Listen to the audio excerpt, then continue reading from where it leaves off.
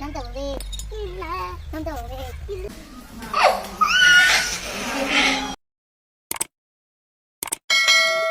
Friends, welcome to Sandhya Gowda YouTube channel.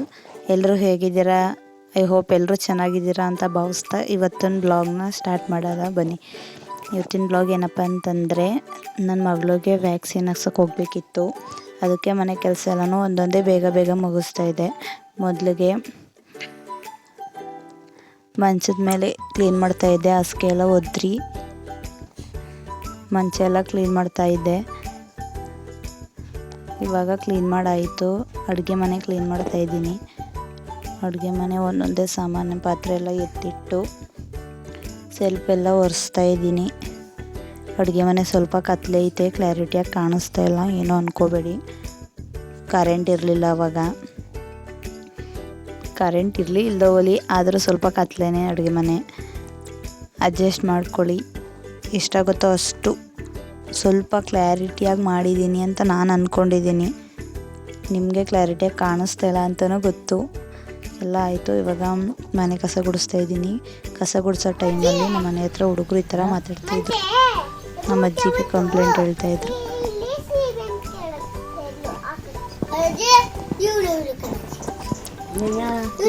ಅವ್ರ complaint ಕೇಳಿ ನೀವೇ.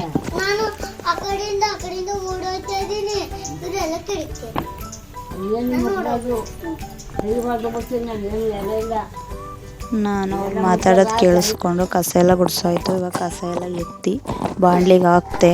ಮತ್ತೆ ನನ್ನ ಮಗಳು ಮತ್ತೆ ಧೃತಿ ಜಗಳಾಡ್ತವ್ರೆ.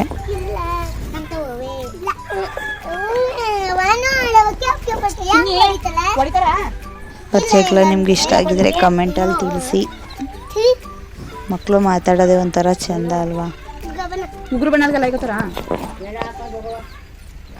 ಅವ್ರ ಜಗಳ ಕೇಳ್ತಾ ನನ್ನ ತಮ್ಮ ಕಾಲೇಜ್ಗೆ ಹೋಗಕ್ಕೆ ರೆಡಿಯಾಗಿದ್ದ. ಅವನಿಗೂ ಊಟ ಹಾಕೋ ಬಂದು ಕೊಟ್ಟೆ.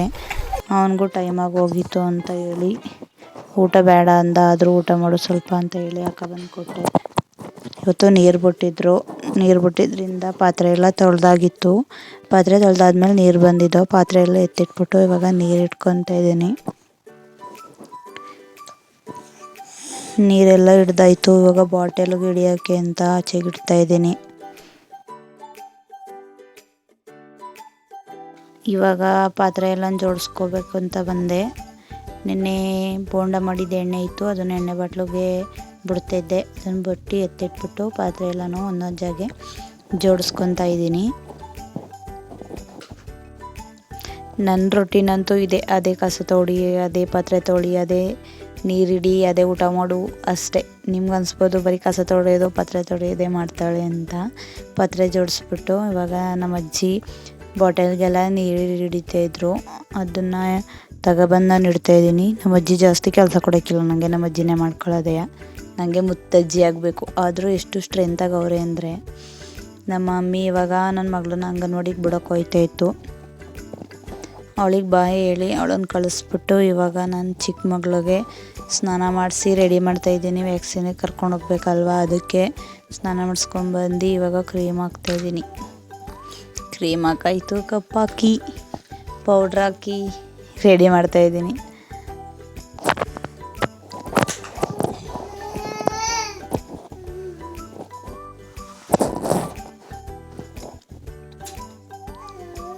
ಸ್ವೆಟರ್ ಹಾಕ್ತಾಯಿದ್ದೀನಿ. ಇವಾಗ ಸ್ವೆಟರ್ ಎಲ್ಲನೂ ಬೆಳೀತಾವಳೆ ಬಿಚ್ಚಾಕಕ್ಕೆ. ಅಷ್ಟರಲ್ಲಿ ಅವ್ರ ತಾತ ಬತ್ತು ಅಂತ ಸ್ಮೈಲ್ ಮಾಡ್ತಾವಳೆ. ಅವಳನ್ನು ರೆಡಿ ಮಾಡಾಯಿತು. ಇವಾಗ ನಾನು ರೆಡಿ ಆಗಬೇಕಲ್ವ, ಅದಕ್ಕೆ ಮುಖ ತೊಳ್ಕೊಂಡು ಬಂದೆ. ರೆಡಿ ಆಯ್ತಾ ಇದ್ದೀನಿ. ಸಿಂಪಲಾಗಿ ರೆಡಿ ಇದ್ದೀನಿ. ಇವಾಗ ನಾನು ಮೊದಲಿಗೆ ಸನ್ಸ್ಕ್ರೀನ್ ಹಾಕೊತಾ ಇದ್ದೀನಿ.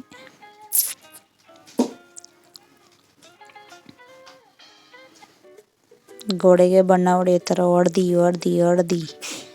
ಹಚ್ಚಾಯಿತು. ಇವಾಗ ಅದ್ರ ಮೇಲೆ ಕ್ರೀಮ್ ಹಾಕ್ತಾಯಿದ್ದೀನಿ, ಪಾನ್ಸ್ ಕ್ರೀಮ್ನ.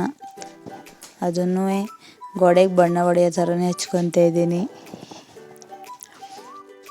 ಹಚ್ಚಾಯ್ತು. ಇವಾಗ ಐಲೈನರ್ ಇಕ್ಕೊಂಡು ಇವಾಗ ರೆಡಿಯಾಗಿದ್ದೀನಿ. ತಲೆ ಬಾಚ್ಕೋತಾ ಇದ್ದೀನಿ.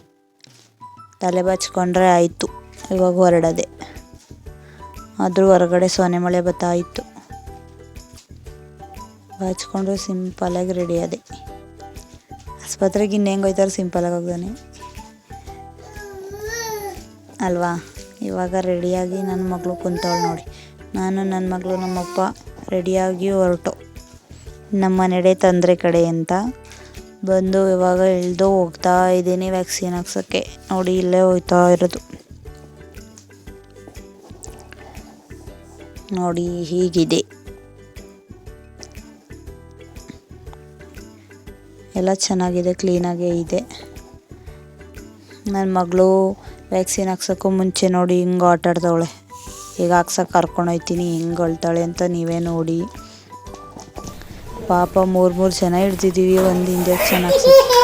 ಒಬ್ಳಿಗೆ 3 ಹಾಕ್ಬಿಟ್ರು, ಕಾಲಿಗೆ ಕೈಗೆ 2 ಕಾಲ್ಗೊಂದು ಅಂತ. ಹೆಂಗೆ ಅಳ್ತಾವಳೆ ಅಂದರೆ ನೀವೇ ನೋಡಿ. ಮಕ್ಳಿಗೆ ಇವೆಲ್ಲ ಹಾಕ್ಸೋಕೆ ನೋಡೋಕ್ಕೆ ತುಂಬ ಕಷ್ಟ ಅನಿಸ್ತದೆ. ಆದರೂ ಏನು ಮಾಡೋಕ್ಕಾಯ್ತದೆ, ಹಾಕಿಸ್ಲೇಬೇಕು ಅಂತ ಹೇಳ್ತಾ ಹಾಕಿಸ್ಕೊಂಡು ಇವಾಗ ಮನೆ ಕಡೆಗೆ ಬರ್ತಾಯಿದ್ದೀವಿ. ನಮ್ಮಪ್ಪ ಬೈಕ್ ತೊಗೊಂಡು ಬಂದರು, ಇವಾಗ ಹೋಗ್ತಾ ಇದ್ದೀವಿ. ಮತ್ತೆ ನಮ್ಮ ಮನೆ ಕಡೆ ಅಂತ ಹೇಳ್ತಾ ಮನೆಗೆ ಬಂದು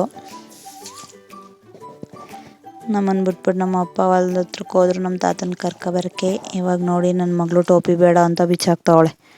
ಇವತ್ತಿನ ವಿಡಿಯೋ ನಿಮ್ಗೆ ಇಷ್ಟ ಆಗಿದ್ದರೆ ಲೈಕ್ ಮಾಡಿ, ಕಮೆಂಟ್ ಮಾಡಿ, ಸಬ್ಸ್ಕ್ರೈಬ್ ಮಾಡೋದನ್ನು ಮಾತ್ರ ಮರಿಬೇಡಿ ಅಂತ ಹೇಳ್ತಾ ಇವತ್ತಿನ ವಿಡಿಯೋ ಇಲ್ಲಿಗೆ ಮುಗಿಸ್ತಾ ಇದ್ದೀನಿ. Thank you for watching.